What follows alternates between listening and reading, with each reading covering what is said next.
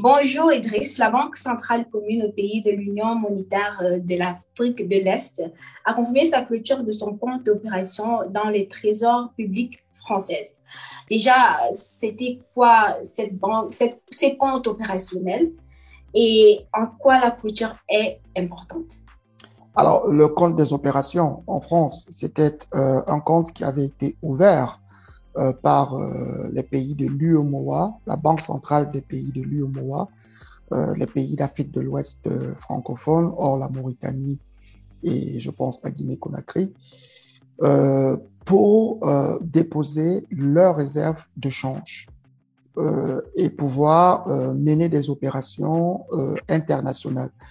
Pour les pays, le compte des opérations, normalement, est comme le compte bancaire pour un individu. Lorsqu'un individu travaille pour une entreprise, l'entreprise ne vient pas lui verser du cash dans son appartement. L'entreprise lui vit son argent dans un compte bancaire qui, pour la personne, est le compte des opérations. Et donc, si cette personne a son compte et qu'elle veut payer son loyer, elle peut autoriser un virement sur son compte ou alors, si elle a d'autres paiements, elle peut recevoir des paiements sur ce compte. Donc, le compte des opérations est en quelque sorte le compte courant des États sur le marché international.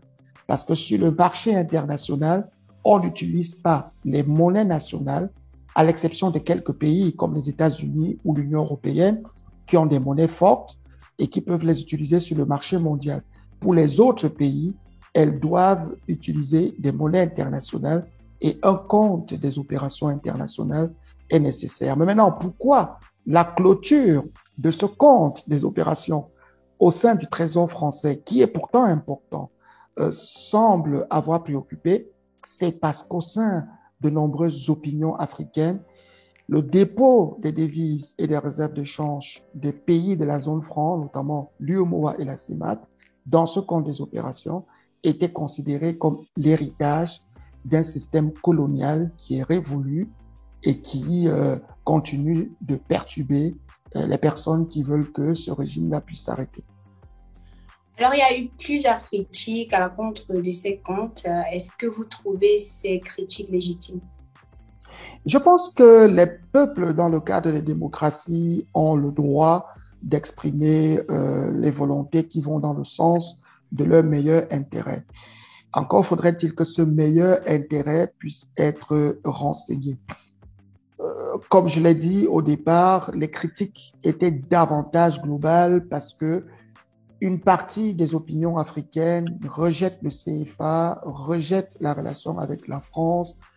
Ça, c'est des considérations qui sont purement politiques. Mais maintenant, d'un point de vue purement économique et financier, je pense que ces revendications n'étaient pas suffisamment renseignées parce que de toutes les façons, les États sont des sujets internationaux et lorsqu'elles font le commerce avec d'autres États qui sont d'autres sujets internationaux, ils doivent pouvoir payer dans la monnaie internationale. Je veux bien qu'on ne soit pas d'accord avec un compte des opérations, mais c'est comme demander à tous les fonctionnaires de renoncer à leur compte bancaire et d'exiger que l'État, par exemple, leur paye leur argent dans des enveloppes qui seront livrées à leur domicile. Ça aussi, c'est faisable. Pourquoi passer par les banques? Sauf que sur le plan du commerce international, c'est un peu plus compliqué. Aujourd'hui, les gens peuvent payer instantanément un billet d'avion, un produit, un service, juste en cliquant sur quelques boutons sur Internet. Ils sont en Afrique et ils commandent en Allemagne, en Chine, aux Émirats arabes unis. Ça arrive dans leur pays, c'est parce qu'il y a un compte des opérations. Donc, politiquement, je peux comprendre la revendication, mais sur un plan purement économique, c'est le type de revendication qu'il faut aligner avec une certaine précaution. Maintenant que l'argent n'est plus dans le compte des opérations, où est-il parti? Ah, c'est une excellente question parce qu'à un moment, les gens avaient pensé que l'argent qui est logé dans le compte des opérations en France, c'est l'argent des Africains qui est volé, que la France utilise pour payer ses fonctionnaires, c'est ce qu'on disait. Je rappelle déjà que pour toute la zone UEMOA, cet argent représentait 6 000 milliards de francs CFA. On est autour de 10 milliards de dollars, ok?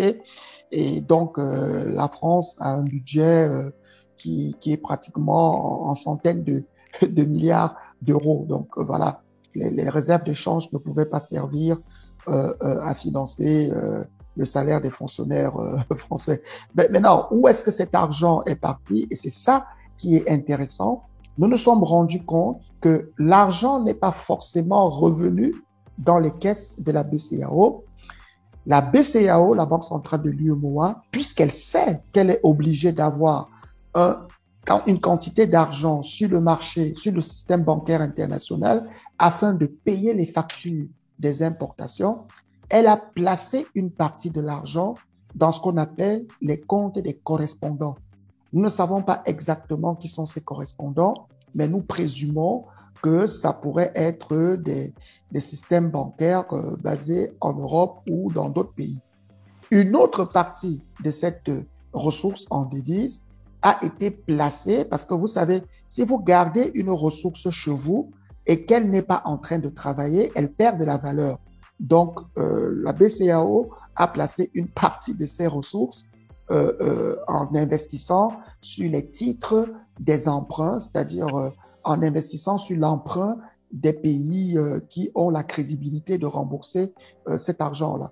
Et justement, c'est ça qui est le plus amusant, c'est que nous avons revendiqué pour que notre argent rentre chez nous, mais malheureusement, le système a fait en sorte que notre argent est reparti vers le pays, je dirais le pays des Blancs, pour dire communément.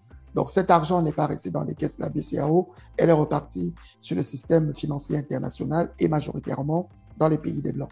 Et selon vous, qu'est-ce que la BCEAO peut faire de mieux à part placer ses ressources à l'étranger? Alors, c'est une excellente question, Pamela. Normalement, les ressources doivent être placées. Il faut comprendre qu'avant, ce qui se passait, c'est que sur le marché mondial, on n'utilisait pas les devises, on utilisait l'or. Donc, tous les pays cherchaient à avoir une certaine quantité d'or. Mais aujourd'hui, à cause des États-Unis qui ont biaisé un peu le système, on est obligé d'avoir des dollars, des euros, des yens ou bien des yuan renminbi chinois. Voilà. Alors, est-ce que la BCEAO avait un autre choix que de placer cet argent au profit des pays de l'OCDE, comme elle-même, elle le dit dans un document qu'elle a publié? Je pense que les choix sont limités, mais il y a des possibilités. Il y a 5 ans, Afreximbank, qui est la banque africaine de l'import-export, avait proposé que les pays africains puissent utiliser les ressources en devises pour les prêter à d'autres pays africains. Je pense que c'est une alternative qui me semble sérieuse pour 2 raisons.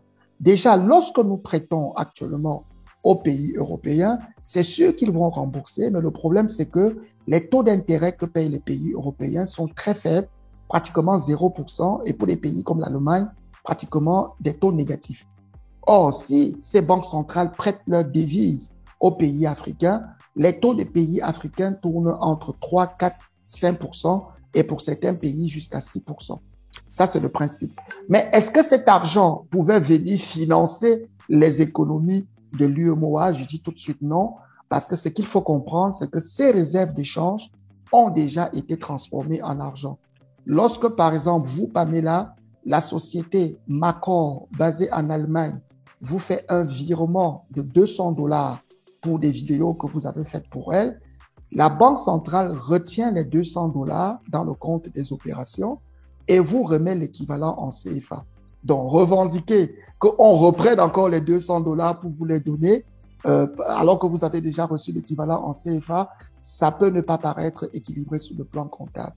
Donc, la Banque centrale a très peu de choix. Tous les pays placent leurs réserves de change. C'est d'ailleurs pour ça aujourd'hui que la Russie est en difficulté parce que bien qu'elle soit une économie puissante, une économie qui produit, elle avait placé ses réserves de change et aujourd'hui on les a bloquées. La Chine, qui est la première économie du monde en termes de commerce, a des réserves de change. Le Japon a des réserves de change. L'Union européenne a des réserves de change. Donc c'est pratiquement difficile pour les pays de ne pas placer leurs réserves de change parce que le système international fonctionne ainsi. D'accord. Merci Idriss. Merci Pamela et à très bientôt.